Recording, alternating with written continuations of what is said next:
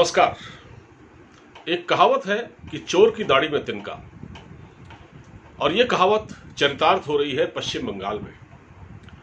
पश्चिम बंगाल की खुली हकीकत यह है कि वहां पर कोरोना वायरस के संक्रमण के मामले सबसे ज्यादा हैं, लेकिन ममता बनर्जी लगातार इन आंकड़ों को छिपाने की कोशिश कर रही हैं। और अब ये शीशे की तरह साफ हो चुकी है एक बात कि पश्चिम बंगाल में कोरोना वायरस से मरने वालों की जो मृत्यु दर है वो देश में सबसे ज्यादा है, 12.8%। अगर आपको यकीन न हो तो एक बार फिर से सुन लीजिए, 12.8% लोग पश्चिम बंगाल में कोरोना वायरस से मर रहे हैं। ये जो दर है, ये लोगों के मरने की जो संख्या है, ये प्रतिशत है, ये देश के बाकी हिस्सों में जो लोग मर रहे हैं उनमें ये सबसे ज्यादा है।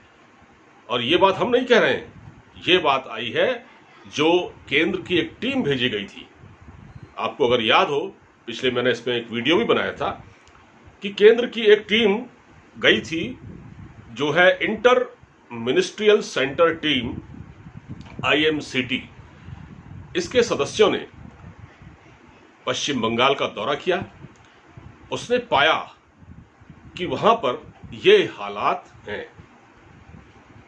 और जब हमने ये वीडियो बनाया था और उसमें आपको बताया था कि उस वक्त भी ममता बनर्जी ने चिट्ठी लिखकर केंद्र सरकार से ऐतराज जताया था और कहा था कि आपकी नीयत में खोट है। अगर आपके पास कोई तथ्य है तो हमको बताएं कि किस आधार पर आप ये कह रहे हैं कि पश्चिम बंगाल में जो संक्रमितों की संख्या है वो इतनी कम कैसे है। बात दरअसल ये थी कि पश्चिम बंगाल में संक्रमितों की संख्या बहुत कम थी, बाकी देशों के बाकी देश जो देश के जो हिस्से हैं उनके मुकाबले काफी कम थी। तो ये शक होना लाजमी था। तो क्या ममता बनर्जी आंकड़ों को छिपा रही थी चाइना की स्टाइल में, जैसे चीन अपने यहां आंकड़ों को छिपाता है और लोग मर रहे थे? तो क्या पश्चिम बंगाल की ममता बनर्जी इन आंकड़ों को छिपा रही थी? तो अब क्योंकि सच्चाई सामने आ गई है और जो स्पेशल टीम है जिसने दौरा किया, उसके जो टीम लीडर है IMTC के, जो दार्जिलिंग, जलपाईगुड़ी, कलिम्पोंग जो इलाके हैं, जो जिले हैं, इनकी जो टीम लीडर है विनीत जोशी, जी हाँ विनीत जोशी, उन्होंने ये साफ कहा है कि ये स्थिति बड़ी भयावह है और हमने सरकार को ये बता दिया है जी यहाँ पर ये हालात हैं।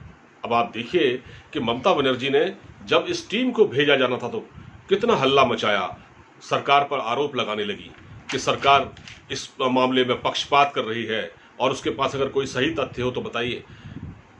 मतलब आप हर वक्त सरकार से, केंद्र सरकार से टकराव के मूड में रहते हैं। और जहां आप ये देखिए कि पश्चिम बंगाल भी तो भारत का ही हिस्सा है, अभिन्न हिस्सा है भारत का। पश्चिम बंगाल में अगर स्थिति भयावह है तो उसको छिपाने की क्या जरूरत है? आप बताइए, केंद्र सरकार आपकी मदद करेगी, लेकिन बात यह है कि वहां तो राजनीति करनी है ना। हर वक्त एक अहंग का टकराव, एक अना का टकराव, एक केंद्र सरकार के प्रति जो खुन्नस है, जो गुस्सा है, जो एक एंगर है, उसको बढ़ावा देने की कोशिश करती है ममता बनर्जी इस तरह के बयान देके, ताकि लोग केंद्र के खिलाफ बोलने लगे।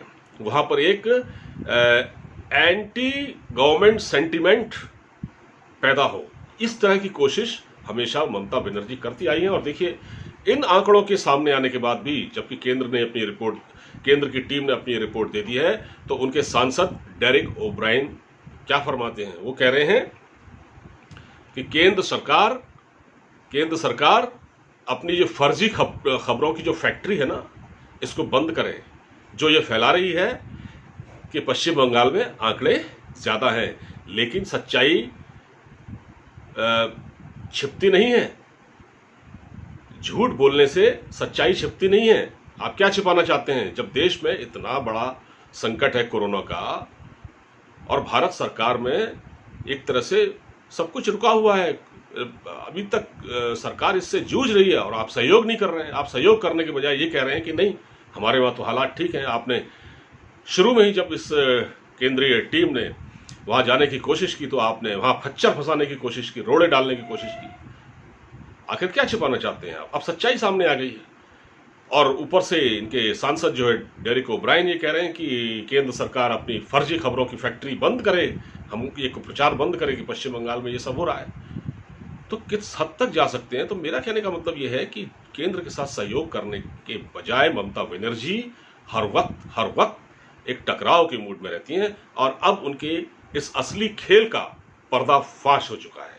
इस रिपोर्ट के सामने आने के बाद पश्चिम देश की जनता देख रही है कि ममता बनर्जी किस कदर अपने राज्य की जनता को गुमराह कर रही हैं और उनको मौत के मुंह में ढकेलने की कोशिश कर रही हैं।